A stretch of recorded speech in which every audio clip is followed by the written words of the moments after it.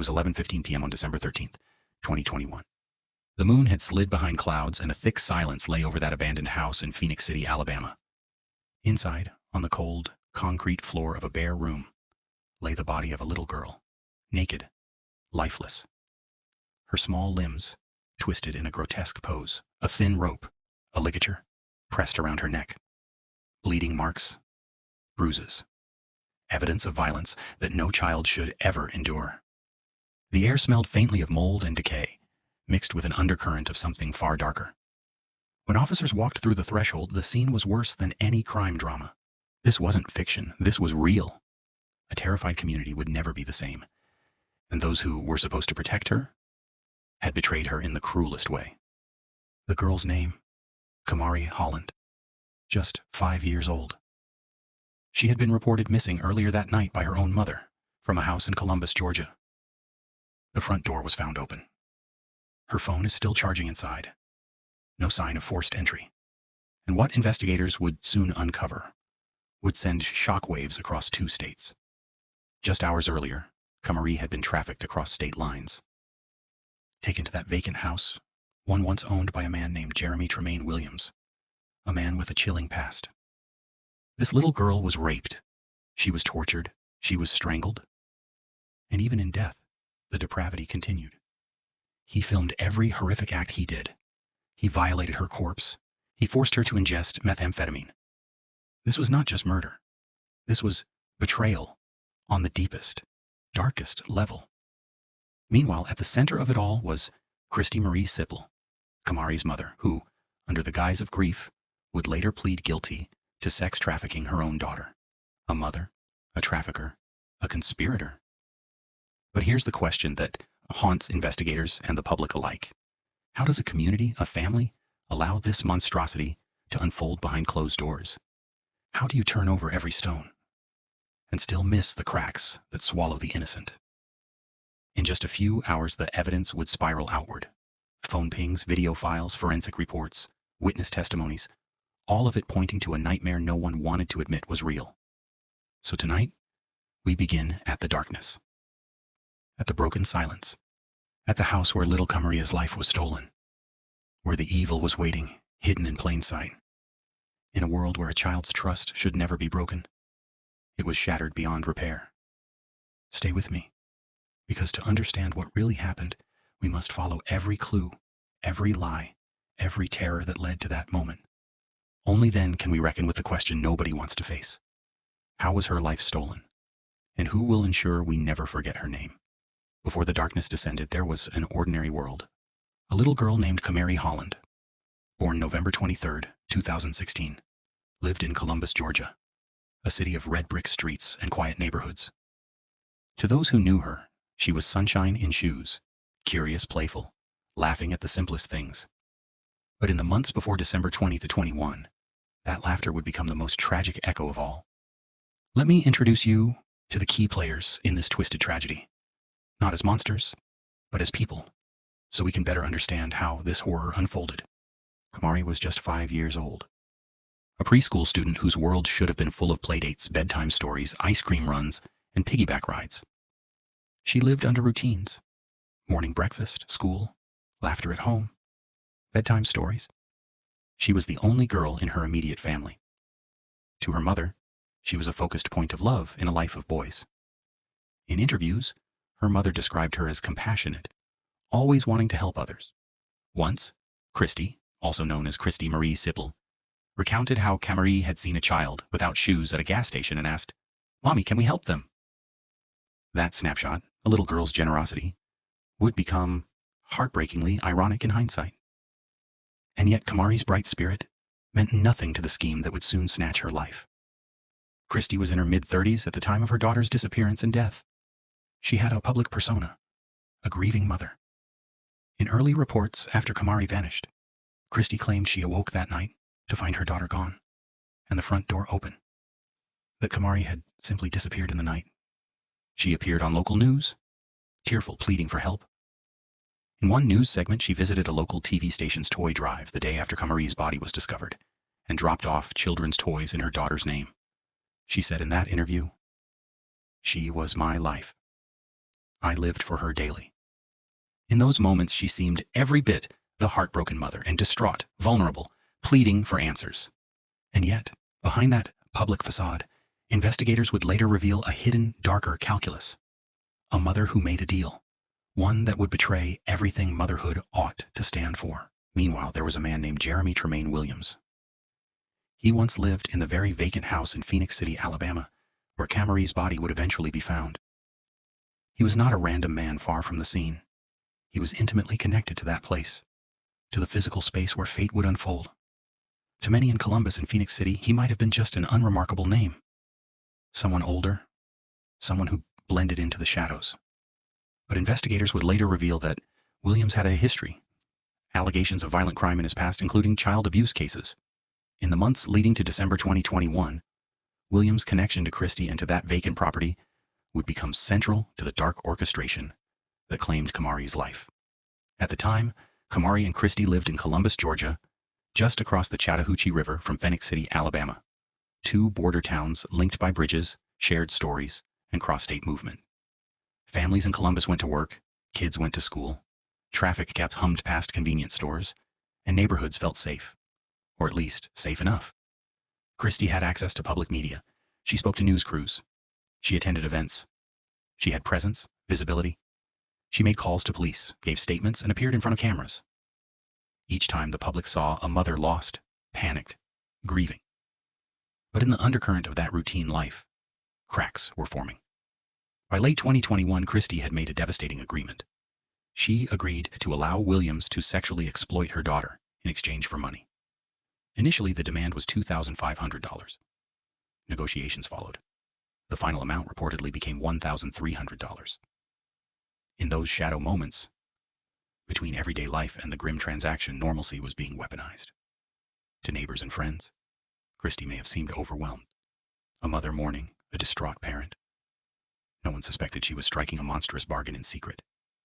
She told the world she'd last seen Kamarie before going to sleep. She wouldn't have thought she was doing anything wrong. That was the illusion. No one guessed that at night, in that same region of calm suburbia, lines were being redrawn between innocence and depravity. In daylight, the Holland home may have seemed ordinary, toys in a corner, dinner plates, bedtime stories read aloud. But by December 2021, Christie's public grief masked betrayal. Her words, "She was my life," would ring hollow in retrospect. Meanwhile, Williams's vacant house in Phoenix City, abandoned, silent, forgotten by most, would become a theater of horror. Around them, community members mourned the missing child. News crews crawled over neighborhoods. A missing person alert issued in Columbus. People prayed. Friends comforted Christie. The family posted missing child flyers, each act rooted in hope that Kamarie would be found alive. And yet, all this hope would soon be crushed by the truth awaiting in that empty house across the river. Nobody in Columbus or Phoenix City could have guessed that within hours of that missing alert, Kamarie would be found dead in the house previously inhabited by her killer. That the mother who seemed so distraught would later plead guilty, not to murder, but to allowing the sexual exploitation of her own child. And that to many survivors and investigators, this betrayal would cut deeper than the violence itself. The illusion of ordinary life had already begun its collapse. A little girl's laughter had faded. A mother's tears masked complicity. The perfect lives people trusted were unraveling at their seams. In the next minutes, we will follow the timeline, step by grotesque step, into the night Kamarie went missing, into the cold room where her body lay, into the disturbing evidence that would expose the darkest corners of human cruelty. Because in this case, normalcy was a mask, and danger was closer than anyone ever suspected. December 13th, 2021, 5:15 a.m., Columbus, Georgia. The house was still, the kind of stillness that hangs before daylight breaks. In a small bedroom, children's toys were scattered. A pink blanket, a half-dressed doll, a pair of tiny slippers left by the door. But one thing was missing: 5-year-old Kamarie Holland. Her mother, Christie Sipple, would later tell investigators that she had tucked Kamarie into bed the night before. She claimed she woke to find the front door slightly open, the child gone, her phone still plugged in, and no sign of forced entry. Panic set in. Sipple called 911. Her voice on the emergency line was flat, almost rehearsed. "My daughter is missing. I don't know where she is." Within hours, officers from the Columbus Police Department and the Russell County Sheriff's Office launched a search across Georgia and neighboring Alabama. A bolo alert went out. Flyers were printed. Volunteers began combing through nearby woods and abandoned lots. But behind the frantic search, detectives sensed something wasn't right. Christie's story didn't quite add up. There were no signs of a break-in. No neighbors heard anything strange. And investigators would soon discover that the mother's phone records told a different story, one that linked her to a man with a violent history. His name was Jeremy Tremaine Williams, age 37. A man once accused, though never convicted, of the death of his own infant son in Alaska years earlier. A man with a record of child abuse investigations and disturbing behavior stretching across multiple states. And somehow he was back in Alabama, renting an old, nearly abandoned house in Phoenix City. The same house that would become Kamarie's final resting place. That morning, authorities traced the mother's communications. Text messages and call logs between Christy Sipple and Jeremy Williams painted a horrific picture. A premeditated plan to exchange her own child for sex. Investigators would later testify that Sipple arranged to meet Williams that night, handing her daughter over under the pretense of a visit, but knowing full well what would happen. When police questioned Sipple, her answers were inconsistent. First, she claimed Jeremy had kidnapped Kamarie, then that he had offered her money. Eventually, the truth began to unravel. She had trafficked her own daughter for sex to the man who would later kill her. In her words, "I just needed money." Meanwhile, investigators expanded their search radius. Phone pings from Sipple's and Williams' devices began to intersect in Phoenix City, Alabama. It was an old residence once owned by Williams. A small, run-down house with boarded windows and no power. Deputies moved in quietly, unsure of what they'd find. What they found stopped them cold. Inside the vacant house, officers discovered a child's body lying on a bare mattress. She was identified hours later as Kamarie Holland. She'd been sexually assaulted and strangled to death. Forensics revealed she had been given methamphetamine, forced into a nightmare she could never have understood. Back in Columbus, word spread fast. The missing child flyer still fluttered on lampposts as her photo filled local news broadcasts. A smiling little girl with bright eyes and pigtails, now gone forever. Neighbors wept. Reporters gathered outside the police station. How could this happen? People asked. Who could do this to a child? The answer was even harder to face, because one of those responsible shared her blood. The following day, Jeremy Williams was arrested. When questioned, he showed no emotion, no remorse, no confusion. But the evidence told another story. Fact, a chilling record of text messages, surveillance footage, and forensic DNA linking him directly to the crime. And as investigators built their case, the shocking truth about Christy Sipple's role would begin to surface. A betrayal that redefined the word motherhood in the most horrifying way imaginable. What began as a missing child report had turned into one of the most disturbing cases of child exploitation and murder in modern Alabama history. And yet, the darkest part of this story had only just begun. Inside the Russell County Sheriff's Office, investigators were already piecing together a crime that defied belief. A child, just 5 years old, had been found strangled in a vacant Alabama house, and the last people to see her alive were her own mother and a man named Jeremy Tremaine Williams. As detectives processed the crime scene, the full brutality of the attack emerged. Forensic technicians discovered DNA evidence that confirmed sexual assault. There were traces of methamphetamine in Kamarie's system. Proof she had been drugged before her death. The mattress on which she was found had biological evidence that linked directly back to Jeremy Williams. His phone, seized at the time of arrest, contained disturbing video files. The footage was graphic, undeniable, and damning. Back at the interrogation room, Williams sat motionless, hands cuffed. Detectives described him as cold, detached, almost robotic. He denied everything, claiming he didn't even know Kamarie. But his story quickly fell apart. Surveillance footage placed him near the Columbus home on the night of the disappearance. Cell tower records showed his phone pinging repeatedly between Columbus, Georgia and Phoenix City, Alabama. Exactly the path investigators believed Kamarie was taken on. As investigators pressed him harder, they dug into his past, and what they found made their stomachs turn. Years earlier, Williams had been investigated in Alaska for the death of his 1-month-old infant son. The case was dropped due to insufficient evidence, but suspicions lingered. Later, in Georgia, he was accused of abusing another child. Again, no conviction. Time after time, he slipped through the cracks. And now, in 2021, he had finally done something that couldn't be hidden or denied. Sheriff Taylor called it pure evil. And as the press caught wind of the case, headlines spread like wildfire across the country. Mother accused of selling daughter to killer. 5-year-old victim of trafficking and murder. Justice for Kamarie. But behind those headlines, detectives were still trying to make sense of one haunting question. How could a mother do this? They began retracing Christy Sippel's steps that night. Her phone records told the story she refused to tell. Hours before reporting her daughter missing, Sippel had exchanged multiple calls and messages with Williams. She had met him before. They had a relationship, one that prosecutors would later call transactional. According to court records, she agreed to sell access to her daughter for sex. In one of her later statements, Sippel admitted she had arranged the meeting and that she needed the money.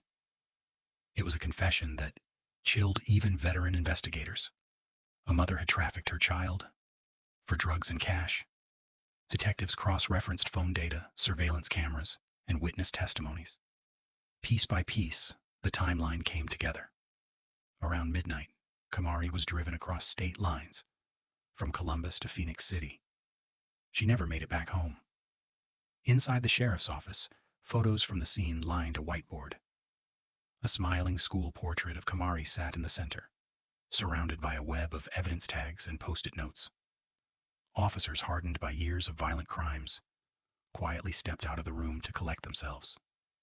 Some cried. Others couldn't sleep that night. Because this wasn't just another case. It was a child whose life had been traded away by the person meant to protect her most. On December 14th, just 24 hours after the body was found, Jeremy Williams was formally charged with capital murder of a child under 14. Prosecutors in Alabama vowed to seek the death penalty. Meanwhile, Christy Sippel was charged in Georgia with murder, human trafficking, and abuse of a child for sexual servitude.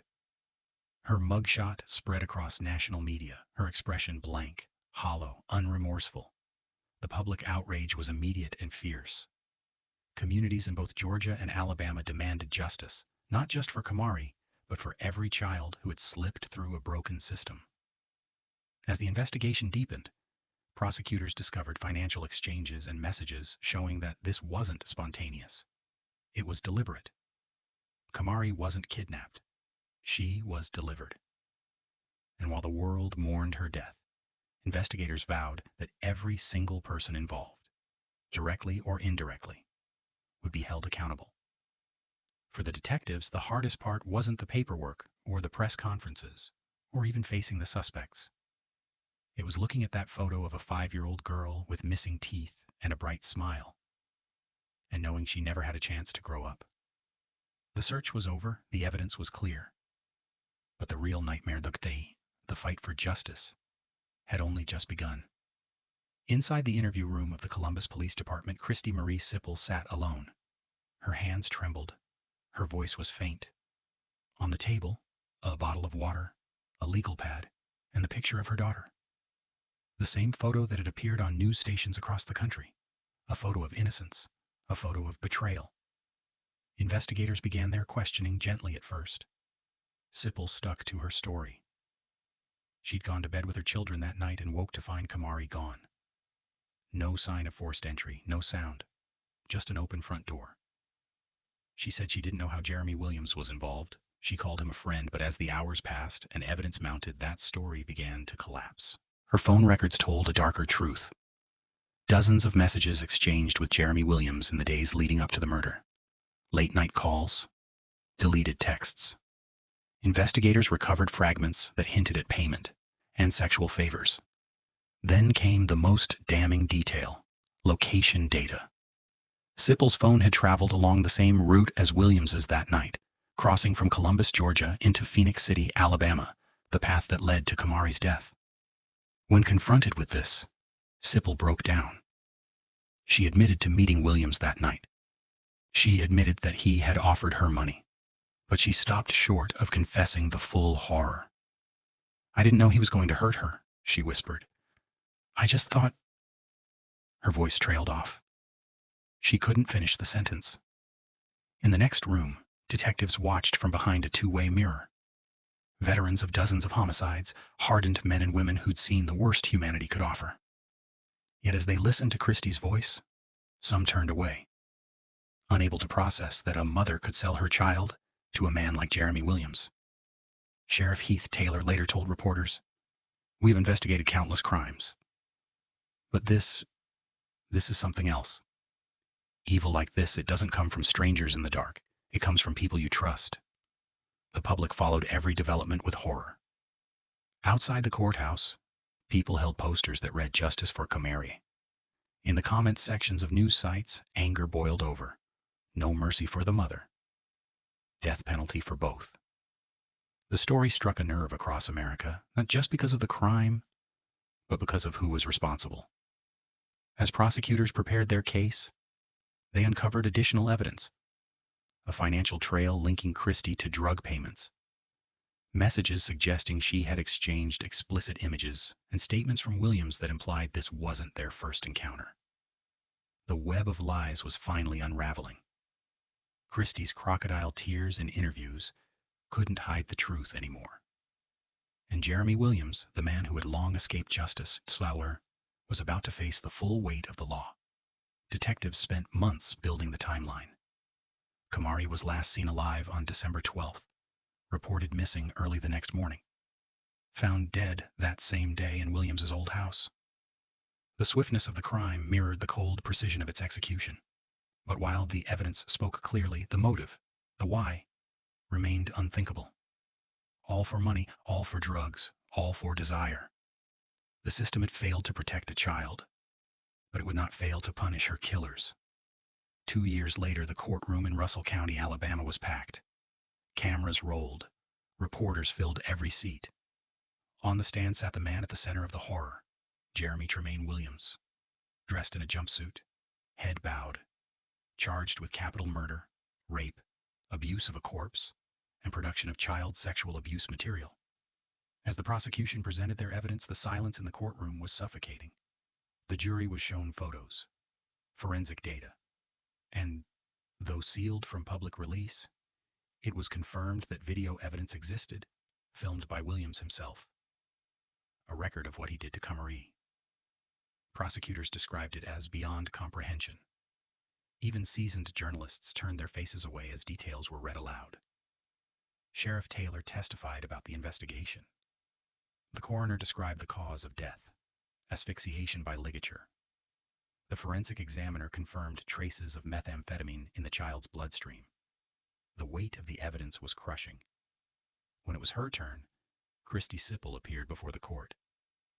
Gone was the confident mother who once appeared on TV pleading for her missing daughter. In her place stood a hollow, broken woman in chains. She faced 5 felony charges, including murder, human trafficking, and sexual servitude of a child. In March 2024, she entered a plea of guilty. She admitted to selling her daughter to Williams in exchange for sex, a transaction prosecutors described as the most despicable act a human being can commit. She was sentenced to 20 years in prison. As part of her plea deal, she agreed to testify against Williams, to ensure he, too, would face the death penalty. During Williams' sentencing in April 2024, the courtroom heard his crimes read aloud. The judge's voice cracked as he recounted the details: the assault, the strangulation, the desecration. When the verdict was announced, sentenced to death, no one cheered. There was no satisfaction, only silence. Justice had been served, but it would never be enough. Outside the courthouse, Sheriff Taylor spoke to reporters. There's no sentence that can bring her back. But maybe, just maybe, this will stop one more child from suffering like Kamarie did. For the community of Columbus, Georgia, and Phoenix City, Alabama, the scars remain. People still bring flowers to the memorial site near the old house. Her name, Kamarie Holland, has become a symbol of innocence lost and a warning that evil doesn't always come from strangers. The truth that emerged from this case tore through the nation's heart. A reminder that monsters can wear familiar faces, and that sometimes the person a child trusts most can lead them straight into the darkness. In the end, the story of Kamarie Holland isn't just about her death. It's about the system that failed her. It's about the investigators who refused to give up. It's about a community that demanded justice. And above all, it's about a little girl whose light was stolen far too soon, but whose name will never be forgotten. In March 2024, Christy Sipple, who had initially portrayed herself as a grieving mother, stood before a separate court and did the unthinkable. She pleaded guilty to human trafficking and manslaughter in connection to her own daughter's death. According to prosecutors, Sipple had arranged a meeting between her daughter and Williams in exchange for money or drugs. She was supposed to protect her child. Instead, she delivered her into the hands of a predator. The revelation stunned the entire courtroom. Even seasoned detectives struggled to comprehend it. Reporters described how some jurors turned away, visibly shaken. The judge paused the session briefly as whispers spread across the room. When Sipple confessed, she said in a trembling voice, "I was on drugs. I wasn't thinking straight." But no one, not even she, could deny the horror that followed her choices. For Jeremy Williams, the sentence was even harsher. A death sentence, delivered for a crime so heinous that even prosecutors admitted they had rarely seen anything like it. Williams showed no reaction as the words were read. No tears, no emotion. He simply stared ahead. Outside the courthouse, Russell County Sheriff Heath Taylor told reporters, "There's a special place in hell for people who hurt children." And the crowd agreed. But justice, even when served, can't bring peace to everyone. The neighborhood where Kamarie once played still bears silent reminders of her absence. Her old school desk, her laughter that once filled the halls, the small pink backpack her teacher couldn't bring herself to throw away. A memorial still stands outside the home where she lived, covered in weathered teddy bears and faded flowers, placed by strangers who never met her but couldn't forget her story. Her father, Kamarie Holland, has spoken only a few times publicly. When he did, his words were simple and haunting. "Kamarie was my baby. She deserved a life. She deserved better than this." He sat through every hearing, every motion, every gruesome detail, determined to make sure her story was heard until the end. The case of Kamarie Holland shattered illusions of safety in small-town America. It exposed the ugly overlap between addiction, exploitation, and broken trust. It showed how evil can hide behind familiar faces, a neighbor, a friend, even a parent. And while justice was served in the courtroom, the true punishment was one that no sentence could ever measure. The eternal silence left in the wake of a 5-year-old girl who once dreamed of being a princess. Her life was short. Her death was cruel. But her story, her innocence, became a haunting reminder of how darkness can wear the mask of ordinary life. Kamarie Holland was only 5 years old. She trusted the people who were supposed to love her, and that trust was the weapon that destroyed her. Justice has spoken, but the world will never be the same again. Kamarie's story is one the world should never forget. If this case moved you, even a little, take a second to share this video. Someone out there needs to hear her story, and if you believe that every child deserves justice, click subscribe and turn on the notification bell, because we uncover the stories the world tried to bury. Tell me in the comments, what do you think justice really means in a case like this? Does a life sentence ever balance a life lost? Thank you for watching. This is the Crime Attic, where every story leaves a shadow and every voice deserves to be heard.